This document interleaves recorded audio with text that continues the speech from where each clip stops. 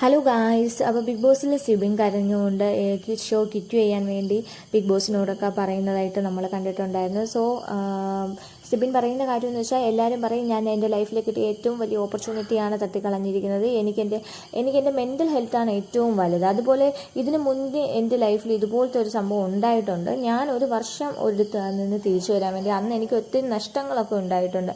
എനിക്ക് എന്താണ് അതുകൊണ്ട് എനിക്ക് ഭയങ്കരമായിട്ട് പേടിയാകുന്നു അന്നത്തെ പോലെ. അപ്പോൾ ബിഗ് ബോസ് പറയാണ് സിബിൻ വിചാരിക്കുന്നത് പോലെ ഒന്നുമില്ല, പ്രേക്ഷകർക്ക് നിങ്ങളിൽ ഒരുപാട് പ്രതീക്ഷയുണ്ടെന്ന് പറയണം. അപ്പോൾ സിബിൻ പറയണേ എനിക്ക് പറ്റുന്നില്ല ബിഗ് ബോസ്, എൻ്റെ മൈൻഡ് ഓക്കെ അല്ല, എനിക്ക് എത്രയും വേഗം എൻ്റെ തലയിലൊന്നും ബിഗ് ബോസ് എന്ത് പറഞ്ഞാലും അതൊന്നും എൻ്റെ തലയിൽ കയറൂല, എൻ്റെ അടുത്തൊന്നും പറയണ്ട എന്ന് പറയണം സിബിൻ പറയണം. അപ്പോൾ ബിഗ് ബോസ് പറയണേ നിങ്ങൾക്കൊരു സൈക്കോളജിസ്റ്റിൻ്റെ സേവനം ആവശ്യമായിട്ടുണ്ടെങ്കിൽ തരാമെന്ന് പറയണം. അപ്പോൾ സിബിൻ പറയണേ എനിക്ക് ആരുടെ ഒന്നും സംസാരിക്കേണ്ട ബിഗ് ബോസ്, ബേസിക്കലി എൻ്റെ പ്രശ്നം എന്ന് വെച്ചാൽ എനിക്കിപ്പോൾ പേടിയായി തുടങ്ങി. എനിക്ക് മുന്നേ ഞാൻ ഇങ്ങനെ പേടിച്ചിരുന്ന സമയത്ത് ഞാൻ ഡിപ്രഷനിലോട്ടാണ് പോയത്. അപ്പോൾ എനിക്ക് ഉറങ്ങാൻ പറ്റുന്നില്ല, ഞാൻ ഞെട്ടി എണീക്കുകയാണ്.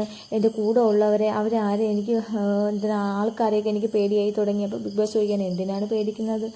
അപ്പോൾ സിബിൻ പറഞ്ഞ് എനിക്കറിയില്ല ബിഗ് ബോസ്. അപ്പം ബിഗ് ബോസ് പറയാണ് എന്താണെങ്കിലും തുറന്നു പറയാണ്.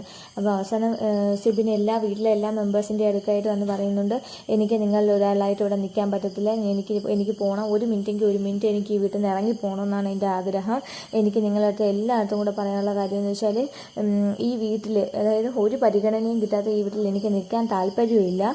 ഇതെൻ്റെ റിക്വസ്റ്റാണ്. നിങ്ങൾ ആരും എന്നെ കമ്പൽ ചെയ്യല്ലേ, എന്നെ ഫുഡ് കഴിക്കാൻ വേണ്ടിയോ വെള്ളം കുടിക്കാൻ വേണ്ടിയോ നിങ്ങൾ ആരും എന്നെ കമ്പൽ ചെയ്യാൻ വേണ്ടി വരരുത്. എൻ്റെ മാനസിക നിലയെന്ന് വെച്ചാൽ വളരെ മോശമാണ്. ഞാൻ ഇങ്ങനെ ചിരിച്ചുകൊണ്ട് പറയണമെന്നേ ഉള്ളൂ, അത് നിങ്ങൾക്ക് മനസ്സിലാക്കാൻ കഴിയില്ല. നിങ്ങളിൽ ഒരാളായിട്ട് നിങ്ങൾ എന്നെ കാണണ്ട. ഇതിൻ്റെ ഫലമായിട്ട് എന്ത് ശിക്ഷ വന്നാലും അത് അനുഭവിക്കാൻ ഞാൻ റെഡിയാണ്. നിങ്ങൾ എന്നെ അങ്ങനെ ഒരാളെ കാണണ്ട എന്നൊക്കെ പറയണം. അപ്പോൾ ബാക്കിയുള്ള കാര്യമൊക്കെ നമുക്ക് വഴിയെ കണ്ടറിയാം ഗൈസ്.